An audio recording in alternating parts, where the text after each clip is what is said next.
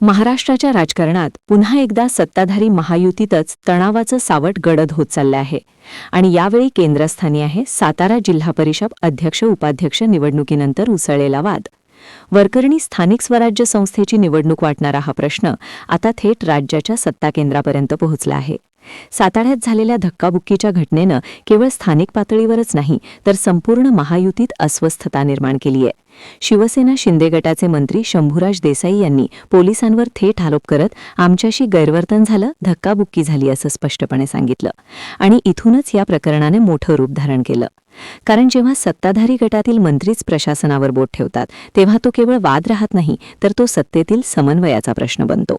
विधानभवनात या मुद्द्यावरून प्रचंड गदारोळ झाला.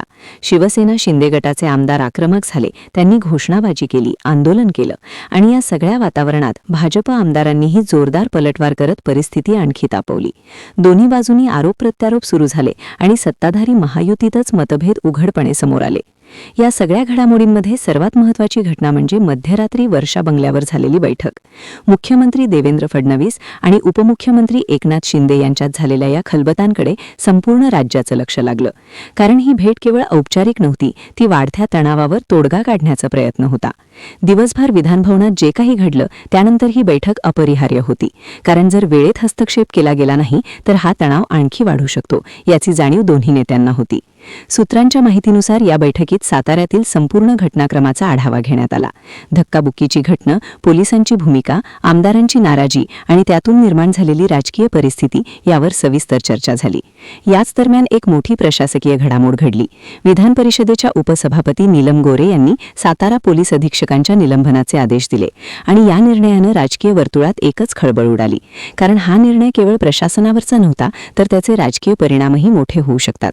त्यामुळेच या निर्णयावर काय भूमिका घ्यायची, कायदेशीरदृष्ट्या काय पर्याय आहेत आणि राजकीय पातळीवर त्याचा कसा परिणाम होईल यावरही वर्षा बंगल्यावर सखोल चर्चा झाल्याची शक्यता आहे. या सगळ्या पार्श्वभूमीवर एक मोठा प्रश्न निर्माण होतो. महायुतीतला हा तणाव नेमका किती खोलवर आहे? कारण वरकरणी एक घटना वाटणारा हा वाद प्रत्यक्षात सत्ताधारी घटकांमधील वाढत्या अविश्वासाचं प्रतीक बनत चालला आहे. काही राजकीय विश्लेषकांच्या मते साताऱ्यातील घटना ही केवळ एक ट्रिगर आहे, पण त्यामागे साचलेली नाराजी खूप मोठी आहे. स्थानिक पातळीवर समन्वयाचा अभाव, निर्णय प्रक्रियेत असमतोल आणि सत्तेतील भागीदारीबाबत निर्माण झालेली अस्वस्थता हे या नाराजीचे मुख्य कारण मानले जात आहेत. आणि हीच नाराजी आता उघडपणे समोर येऊ लागली आहे. एकनाथ शिंदे यांच्यासमोर सध्या मोठं आव्हान उभं आहे. कारण त्यांना एकीकडे आपल्या गटातील आमदारांना शांत ठेवायचं आहे तर दुसरीकडे भाजपसोबतचा सत्तेचा समतोलही राखायचा आहे. ही दोन्ही कामं एकाच वेळी करणं अत्यंत कठीण आहे. कारण जर एका बाजूला जास्त झुकाव झाला तर दुसऱ्या बाजूला नाराजी वाढू शकते आणि याच नाजूक परिस्थितीत शिंदे यांना प्रत्येक पाऊल अत्यंत सावधपणे टाकावं लागणार आहे. दुसरीकडे देवेंद्र फडणवीस यांच्यासाठीही ही परिस्थिती सोपी नाही. कारण मुख्यमंत्री म्हणून त्यांना संपूर्ण सरकार सुरळीत चालवण्याची जबाबदारी आहे आणि जर सत्ताधारी घटकांमध्येच मतभेद वाढले तर त्याचा थेट परिणाम प्रशासनावर होऊ शकतो. त्यामुळेच त्यांनीही या प्रकरणात तत्काळ हस्तक्षेप करत शिंदेंसोबत चर्चा केली. या चर्चेतून काही तोडगा निघणार का याकडे सगळ्यांचं लक्ष लागलं आहे. दरम्यान साताऱ्यातील घटनेचे पडसाद केवळ विधानभवनातच नाही तर तळागाळातही उमटत आहेत. कार्यकर्त्यांमध्ये संभ्रम आहे, नेत्यांमध्ये अस्वस्थता आहे आणि प्रशासनावरही दबाव वाढलेला दिसतोय. काही ठिकाणी कार्यकर्त्यांमध्ये वाद झाल्याच्या बातम्याही समोर येत आहेत आणि जर ही परिस्थिती नियंत्रणात आणली नाही तर ती आणखी गंभीर होऊ शकते.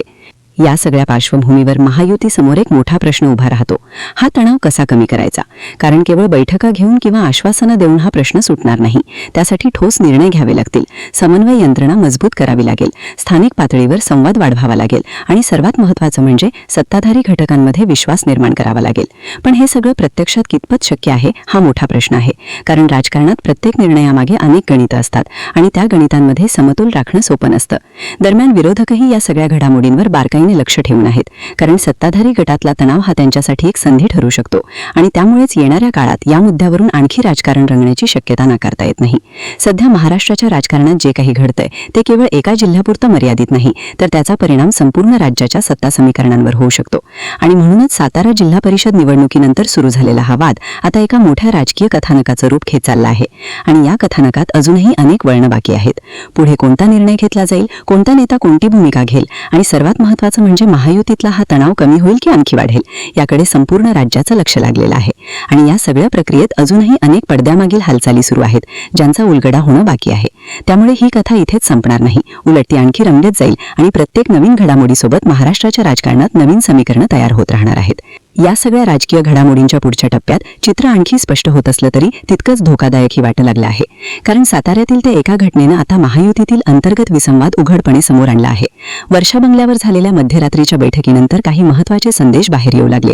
सूत्रांच्या माहितीनुसार मुख्यमंत्री देवेंद्र फडणवीस आणि उपमुख्यमंत्री एकनाथ शिंदे यांच्यात केवळ परिस्थितीचा आढावा नाही, तर भविष्यात अशा घटना टाळण्यासाठी ठोस रणनीतीवरही चर्चा झाली. विशेषतः सातारा पोलीस अधीक्षकांच्या निलंबनाच्या निर्णयावर कायदेशीर बाजू मजबूत ठेवत राजकीय नुकसान टाळण्याचा प्रयत्न कसा करायचा यावर सखोल विचारमंथन झाल्याचं बोललं जातंय. कारण हा निर्णय फक्त प्रशासनापुरता मर्यादित राहिला नाही, तर तो थेट राजकीय संघर्षाचं केंद्र बनला आहे. दरम्यान शिंदे गटातील आमदारांची नाराजी पूर्णपणे शांत झालेली नाही, ही बाबही या बैठकीनंतर स्पष्ट झाली. काही आमदार अजूनही ठाम भूमिकेत असून या प्रकरणात कोणतीही तडजोड नाही या भूमिकेवर ठाम असल्याचं दिसतंय. आणि हीच भूमिका महायुतीसाठी सर्वात मोठं आव्हान ठरत आहे. कारण जर अंतर्गत मतभेद उघडपणे वाढले तर त्याचा थेट परिणाम सत्तेच्या स्थैर्यावर होऊ शकतो. त्यामुळेच पुढील काही दिवसांत आणखी काही महत्त्वाच्या बैठका होण्याची शक्यता वर्तवली जात आहे. या सगळ्या पार्श्वभूमीवर एक गोष्ट स्पष्ट होते, महायुतीत सध्या दिसणारा तणाव हा केवळ एका घटनेचा परिणाम नाही, तर तो सत्तेतील समतोल, संवादाचा अभाव आणि स्थानिक पातळीवरील स्पर्धा यांचा एकत्रित परिणाम आहे. आणि जर या मुद्द्यांवर वेळीच उपाययोजना केली नाही तर हा तणाव आणखी वाढू शकतो. काही राजकीय तज्ज्ञांचं असं मत आहे की येणाऱ्या निवडणुकांच्या पार्श्वभूमीवर प्रत्येक पक्ष आपली ताकद वाढवण्याच्या प्रयत्नात आहे आणि या प्रयत्नांमध्येच असे संघर्ष उफाळून येतात. त्यामुळेच सध्या महायुतीसमोर सर्वात मोठं आव्हान आहे ते म्हणजे एकजूट टिकवणं. दरम्यान विरोधकांनीही या मुद्द्यावरून सत्ताधाऱ्यांवर टीका करण्यास सुरुवात केली आहे. ज्यांना राज्य चालवायचं आहे तेच आपापसात भांडत आहेत असा आरोप करत त्यांनी सत्ताधारी आघाडीवर निशाणा साधला आहे. आणि या टीकेमुळे सत्ताधाऱ्यांवर दबाव आणखी वाढला आहे. त्यामुळेच आता घेतले जाणारे निर्णय केवळ अंतर्गत तणाव कमी करण्यापुरते मर्यादित नसून ते जनतेसमोर एक मजबूत प्रतिमा निर्माण करण्यासाठीही महत्त्वाचे ठरणार आहेत. याच दरम्यान कार्यकर्त्यांमध्येही एक प्रकारचा संभ्रम दिसून येतोय. पुढे काय होणार? हा वाद इथेच संपणार का? नेतृत्व कोणता निर्णय घेणार? असे अनेक प्रश्न त्यांच्या मनात आहेत. आणि या प्रश्नांची उत्तरं मिळणं अत्यंत गरजेचं आहे. कारण कार्यकर्त्यांवरच पक्षाची खरी ताकद अवलंबून असते आणि जर तेच गोंधळात असतील तर कोणताही राजकीय पक्ष दीर्घकाळ स्थिर राहू शकत नाही. आता सगळ्यांचं लक्ष आहे ते पुढील काही दिवसांकडे, कारण हेच दिवस ठरवणार आहेत की साताऱ्यातील हा वाद शांत होणार की तो आणखी मोठ्या संघर्षात रूपांतरित होणार. मुख्यमंत्री आणि उपमुख्यमंत्र्यांमध्ये झालेल्या खलबतांमधून काही ठोस तोडगा निघणार का, की हा तणाव अजून काही काळ तसाच कायम राहणार? या सगळ्या प्रश्नांची उत्तरं लवकरच मिळतील. पण तोपर्यंत महाराष्ट्राच्या राजकारणात सुरू असलेला हा थरार कायम राहणार आहे. आणि शेवटी इतकंच, साताऱ्यातील एका निवडणुकीपासून सुरू झालेला हा वाद आता राज्याच्या सत्ताकारणावर परिणाम करणाऱ्या मोठ्या घडामोडीत रूपांतरित झालाय. येणाऱ्या काळात या प्रकरणातून कोणते राजकीय घडे घेतले जातात, कोणते निर्णय घेतले जातात आणि कोणत्या बाजूला परिस्थिती झुकते यावरच पुढील राजकीय दिशा अवलंबून असणार आहे. त्यामुळेच प्रत्येक हालचाल महत्त्वाची आहे, प्रत्येक निर्णय निर्णायक आहे आणि या सगळ्या घडामोडींवर आपली नजर कायम राहणार आहे. धन्यवाद.